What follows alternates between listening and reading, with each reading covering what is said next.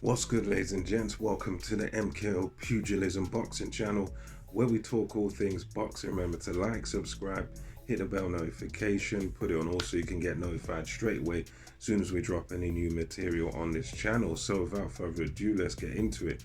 So this weekend we had Manny Pacquiao in action, the senator from the Philippines, 8 division world champion. His accolades go on and on and on.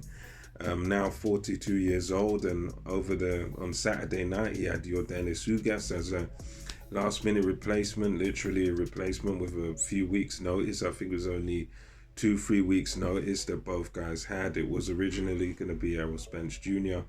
That didn't work out because of his retina injury with the eye, so wish him a speedy recovery. But Yordenis Ugas, the replacement opponent, I want to admit, first of all, I definitely picked Pacquiao for this fight. I just thought Pacquiao would have the experience, would have just enough left to sort of deal with Ugas and then move into hopefully a Spence fight at some point. Yeah, I thought that was sort of my prediction going into it. I just thought Pacquiao would have just that enough to win. But boy, was I wrong. As Ugas really put on a boxing clinic.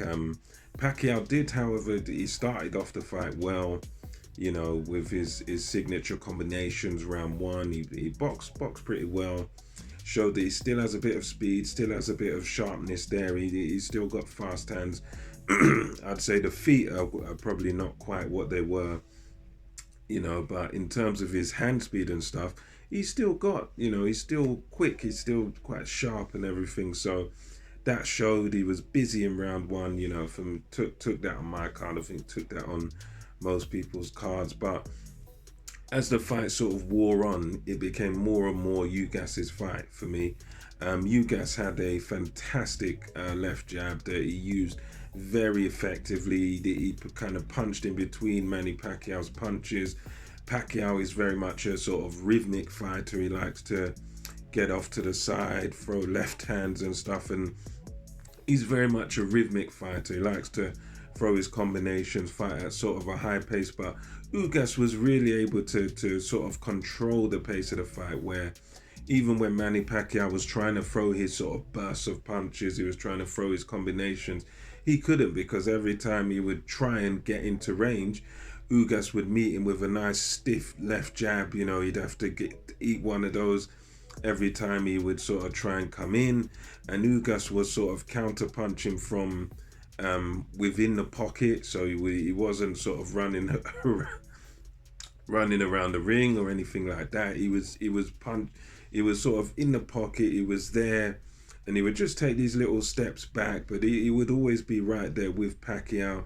He used a very effective guard as well, high held guard, used the earmuff defense, but he was able to see everything sort of coming from Pacquiao. And the key to what he did really, Ugas, was that he was always disrupting Manny Pacquiao's rhythm. Every time Manny Pacquiao would try and get something going, try and get a combination going, he's met with bang bang, and he would use this good straight right hand.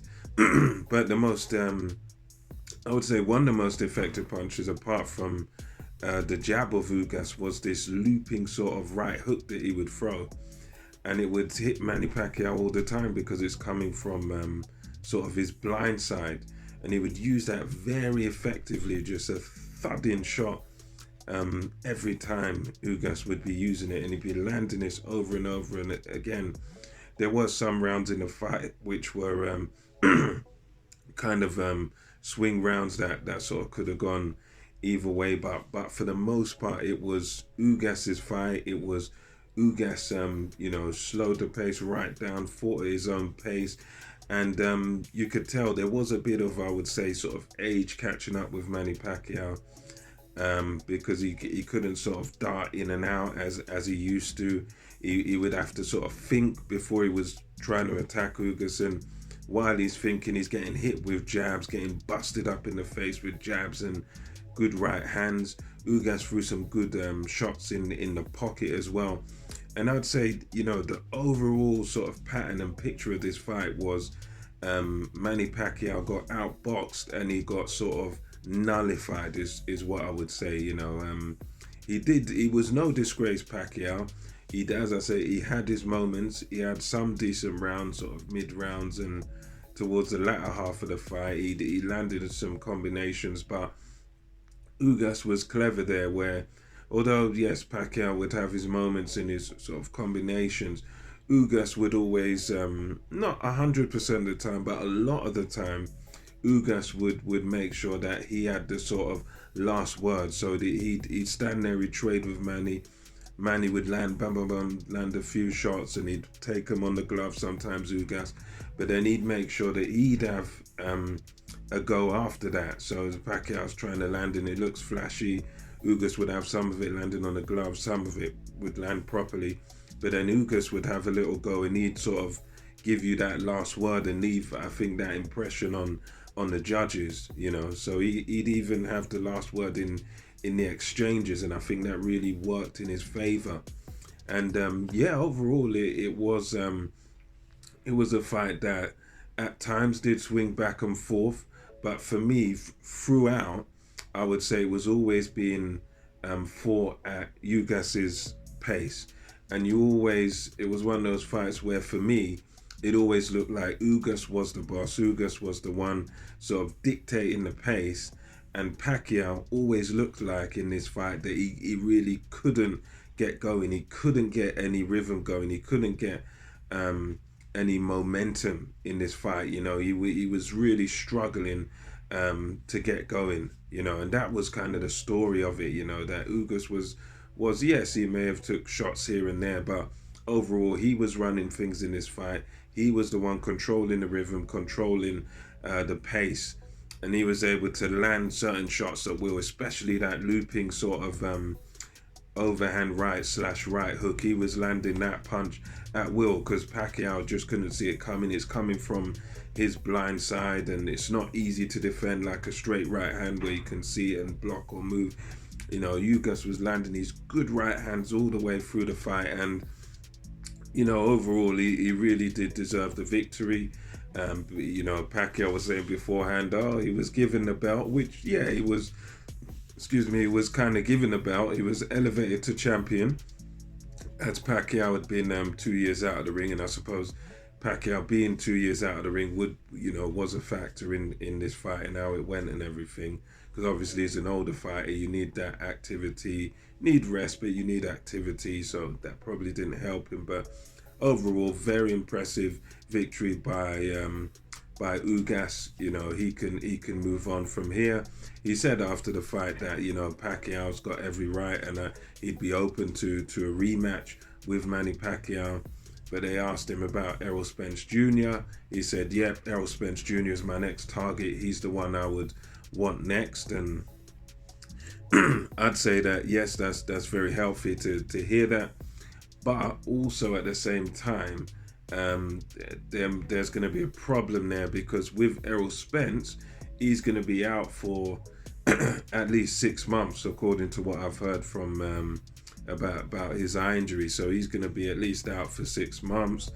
Can a fight like that be made anytime soon? Not too sure. I mean, and now Ugas is 35, so he's got some years left. But yeah, Errol Spence, it can't be anytime soon. I would think in an ideal world, I might be naive, but why not a guy like Terence Crawford? Terence Crawford holds one of the other belts in the welterweight division. He's the other main man in the division. He needs a marquee name on his record. So I think an Ugas versus Terence Crawford would be another would be a good one to have. That's what I'd love to see that, because I think, again, with Spence, I'd love to see Spence Ugas. That would be a great fight.